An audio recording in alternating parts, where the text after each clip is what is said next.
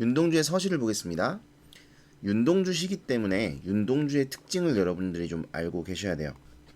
윤동주는 어떤 특징이 있느냐? 윤동주, 이거 누구시죠? 이건 누구시지? 윤동주. 윤동주는 일단 이상적자, 그러니까 자기가 되고 싶은 자신의 모습이 있어요. 어떤 모습이냐면 민족을 위해 희생하는 자신. 이게 윤동주가 생각하는 이상적 자아예요. 그러니까 윤동주는 이런 사람이 되고 싶었던 거야. 일제강점기 시대의 사람이기 때문에 내가 우리 민족을 위해서 이 한 몸 희생하는 아주 멋있는 그런 민족 투사, 이런 사람이 되고 싶었던 거죠. 그런데 이 사람의 실제 자아는, 현실적 자아는 그런 멋있는 모습이 아니었어요. 현실에 안주하고 현실과 타협하는 이런 모습이었던 겁니다. 그러니까 그렇잖아요. 우리가 꿈꾸는 이상적인 우리의 모습과 실제 우리의 모습은 다르단 말이죠. 저는 저의 이상적인 모습은 분명히 키가 180이어야 되는데 현실의 모습은 그렇지 않단 말이야. 그런 것처럼 우리가 바라는 모습과 우리의 실제 모습이 다를 수 있다는 거죠. 윤동주도 그렇게 달랐던 거예요. 민족을 위해 희생하는 멋진 그런 사람이고 싶었는데, 그런 지식인으로서 멋진 투사이고 싶었는데, 현실에서는 이제 현실에 안주하고 타협하는 그런 사람이었던 겁니다. 그래서 이 사람은 여기서 부끄러움을 느껴요. 자, 성찰을 일단 합니다. 성찰. 자기 자신을 살펴봐요. 살펴보니까 어때요? 이상적 자아와 현실적 자아가 너무 다르거든. 그래서 부끄러움을 느끼게 됩니다. 그리고 부끄러움을 느끼고 끝이냐? 그게 아니라 여기서 이제 내가 잘못했구나. 내가 잘못 살고 있구나. 이렇게 이제 반성을 하면서, 반성도 여기다 넣을까? 반성을 합니다. 반성을 하면서 이상적 자를 회복하고자 함. 의지적이고 희생 의지를 드러내기도 합니다. 이게 윤동주의 기본적인 특징이에요. 이건 좀 알고 계셔야 되고, 윤동주의 다른 시들을 보실 때도 대충 이런 특징이 있겠구나라고 생각을 하셔야 됩니다. 모든 시는 아닌데 대부분의 시가 이런 특징이 있어요. 좀 알아두시기 바랍니다. 자, 그 다음에 제목을 보면 서시인데, 이게 사실 여러분 특별한 제목이 아니에요. 시집에 앞에 넣는 시라는 뜻입니다. 시집의 서문과도 같은, 그러니까 제일 처음에 넣는 시예요. 원래 그 책을 쓰면 서문이라는 걸 쓰죠. 그래서 책 제일 앞에다가 이제 서문을 넣는데, 이거는 이제 시집 앞에 넣는 시인 겁니다. 그래서 이 사람의 서시만 있는 게 아니라 다른 시인들의 서시도 많이 있어요. 그래서 특별한 의미가 있는 건 아니다. 어쨌든 제일 먼저 들어갈 시로 윤동주가 지어 놓은 것이죠. 내용을 보겠습니다. 죽는 날까지 하늘을 우러러 한 점 부끄럼이 없기를. 여러분, 이때 하늘은 완전 무결한 존재.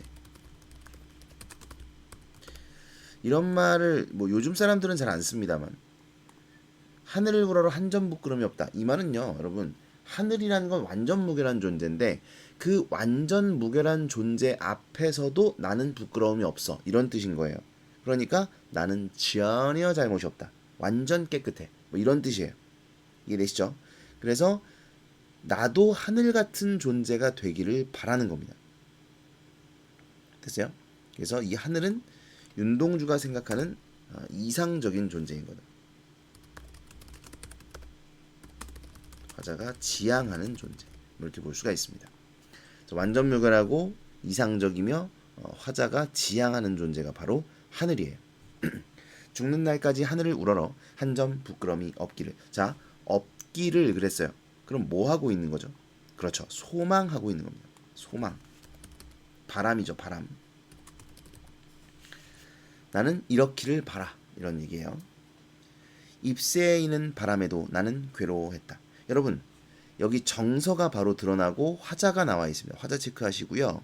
그 다음에 괴로워했다라는 게 이제 정서가 나와 있기 때문에 드러나 있는 정서는 바로바로 체크를 해주셔야 되겠죠. 그런데 얘를 괴롭게 하는 게 지금 누구죠? 이런 걸 여러분이 문장에서 파악을 하실 수 있어야 돼요. 문장에서 누가 괴롭게 하고 있어요? 바람이 괴롭게 하고 있죠. 그죠? 바람이. 그러니까 입새에 바람에 나는 괴로워했다 라는 이야기니까 여기서 바람은 나를 괴롭게 하는 존재. 대상. 부정적 현실입니다. 이게 부정적 현실이라고 말하는 건 사실 내재적인 해석은 아니고요. 시대적인 관점이 들어간 거죠. 그러니까 일제강점기고 윤동주니까 아마도 일제강점기의 부정적 현실이겠구나라고 생각할 수 있는 거예요. 사실 내재적으로 봤을 때는 이걸 바로 부정적 현실 이렇게 말하면 안 되긴 합니다. 어쨌든 입새에 있는 바람이 나를 괴롭게 했어요. 별을 노래하는 마음으로. 일단 별은 보통 긍정이죠. 별이라는 대상은 별이 부정으로 쓰이는 거는 거의 본 적이 없는 것 같아요. 네, 별은 긍정적 대상, 이상적 존재 이렇게 볼 수가 있고요. 별을 노래하는 마음으로 모든 죽어가는 것을 사랑해야지. 일단 그럼 모든 죽어가는 것은 자 여러분 여기서 이걸 좀 구별하셔야 되는데 요 대상은 긍정적인가요? 부정적인가요? 긍정적이에요. 긍정적 대상입니다. 왜? 화자가 이 죽어가는 것을 사랑하겠다라고 말했어요. 그러니까 화자가 이 대상을 긍정적으로 바라보고 있다는 걸 알 수가 있죠. 그러니까 이 대상은 긍정적이에요. 그런데 이 대상의 상황은 긍정이에요, 부정이에요? 부정적이죠. 그러니까 이걸 좀 구별하셔야 돼요. 제가 이걸 물어봤더니 얘들아 여기서 모든 죽어가는 것이 긍정적 대상이야 부정적 대상이야 라고 물어봤더니 부정적이라고 답하는 친구들이 있었어요. 근데 그 친구들은 이 대상이 처해 있는 상황이 부정적이기 때문에 부정적이라고 대답을 한 건데 이거는 적절한 대답이 아니에요. 왜? 제가 뭐라고 물었냐면 이 대상이 긍정이냐 부정이냐라고 물었거든요. 그러니까 대상 자체는 긍정이에요. 근데 이 대상이 처해 있는 상황이 부정인 거죠. 아시겠죠? 이걸 꼭 구별하셔야 돼요. 여러분이 모르는 시를 항상 우리가 수업을 들으실 때는 내가 이 시 자체만 공부를 하겠다라고 생각을 하지 마시고 모르는 시가 나왔을 때 어떻게 대처해야 되는지도 여러분이 좀 생각을 하셔야 되죠. 긍정적 대상이냐 부정적 대상이냐를 묻는 것과 긍정적 상황이냐 부정적 상황이냐를 묻는 것은 다르다는 걸 여러분이 꼭 기억하셔야 됩니다. 그래서 이 모든 죽어가는 것을 사랑해야지 라고 했으니까 대상은 긍정적인데 그 대상이 처해 있는 상황은 부정적이다 라고 판단하실 수 있어야 돼요. 아시겠죠? 자 어쨌든 윤동주는 그러니까 이 화자는 이 모든 죽어가는 것을 사랑하겠다고 이야기하고 있습니다. 그리고 나한테 주어진 길을 걸어가야겠다. 여기서 여러분이 좀 체크하실 게 뭐뭐 해야지 요거 하고요. 다른 색으로 좀 해볼게요. 뭐뭐 해야지 요거랑 걸어가야겠다 뭐뭐 해야겠다 요거는 둘 다 의지적 태도를 드러냅니다. 의지적 태도 요것도 의지적 태도 그죠? 그러니까 뭐뭐 해야겠다 의지잖아요. 그죠? 뭐뭐 해야지 이것도 다짐 의지 이런 게 드러나는 거란 말이죠. 그래서 화자의 의지가 드러나는 부분이고요. 그 다음에 여기서 또 하나 중요한 게 나한테 주어진 길이요. 나한테 주어진 길. 이 주어진 길은 보통 우리가 뭐라고 이야기를 하냐면 숙명, 운명 이렇게 이야기를 합니다. 그죠? 그러니까 누가 나한테 줬다는 거예요. 하늘이 나한테 준 거죠. 운명이 나한테 준 거예요. 그래서 운명이 나한테 줬기 때문에 그 길을 걸어가겠다는 것은 나의 운명을 받아들이겠어. 나의 숙명을 따르겠어. 이런 의미라고 볼 수가 있는 거죠. 그래서 모든 죽어가는 것을 사랑하고 나에게 주어진 길을 걸어가겠다는 화자의 의지를 드러내고 있습니다. 그 다음에 2연을 볼게요. 오늘 밤에도 별이 바람에 스치운다. 자, 지금 이게 시간적인 게 좀 드러나는데 요 괴로워했다를 보면 자, 좀 이렇게 체크를 할게요. 괴로워했다. 얘는 지금 과거죠. 과거. 그쵸? 괴로워했다니까. 그 다음에 뭐뭐 해야겠다, 뭐뭐 해야지 요 부분은 미래입니다. 올라가라. 미래. 그리고 오늘 밤에도 그랬으니까 얘는 현재예요. 얘는 현재. 자, 그래서 이 윤동주의 서시를 공부하실 때 여러분이 좀 알아두셔야 될 게 과거, 미래, 현재 순으로 시상이 전개되고 있다.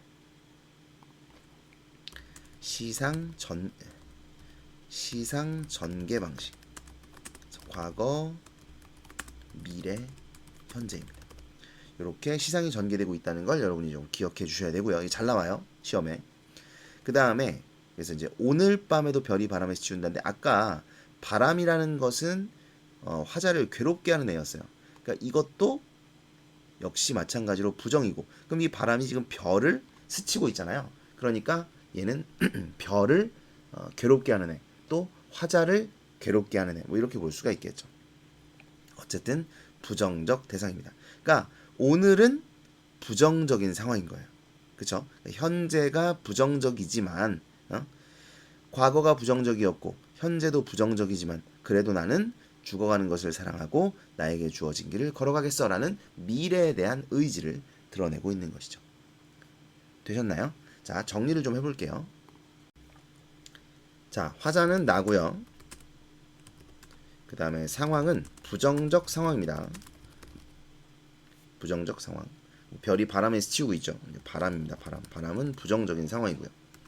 그 다음에 정서 및 태도는 일단 괴로움이 있었고요. 그 다음에 죽어가는 것들에 대한 연민이 있었죠. 그렇죠? 그리고 세 번째로 의지적 태도가 있었습니다. 그 다음에 특징을 보면 일단 첫 번째는 시상전개가 있고요. 시상전개 아까 말씀드렸죠? 현재, 미래, 과거. 죄송합니다. 과거, 미래, 현재라는 시상전개. 그 다음에 두 번째는 대립적 시어가 사용이 되는데 여기서 말하는 대립적 시어는 이제 보통 긍정, 부정을 이야기해요. 그래서 별과 바람이죠. 별과 바람의 대립적 시어가 사용되었다. 세 번째는 고백적 어조. 독백적 어조라고 해도 됩니다. 독백적 어조. 이 독백적 어조를 잘 모르시는 분들이 많은데 여러분 독백적 어조는요 두 가지예요. 일단 나가 내면을 드러내야 돼요. 그러니까 혼잣말인데 나의 혼잣말. 그런데 여기에 내면이 드러나야 됩니다. 내면이 드러나지 않으면 독백적 어조라고 하지 않아요. 네, 그래서 나가 혼잣말을 하는데 그 혼잣말 속에 내면이 드러나 있다면 독백적 어조다라고 이야기할 수 있습니다. 그러니까 여러분들이 이런 개념들을 명확하게 아셔야 돼요. 그러니까 이 시 말고 다른 시에서도 위시에 대한 설명으로 적절하지 않은 것은 이렇게 하고 독백적 어조가 사용되었다 어쩌고 이렇게 나오면 독백적 어조가 뭔지를 정확하게 알아야 이걸 판단할 수 있단 말이죠. 그렇죠? 그래서 독백적 어조가 뭔지, 고백적 어조가 뭔지를 여기서 정확하게 알아두시기 바랍니다.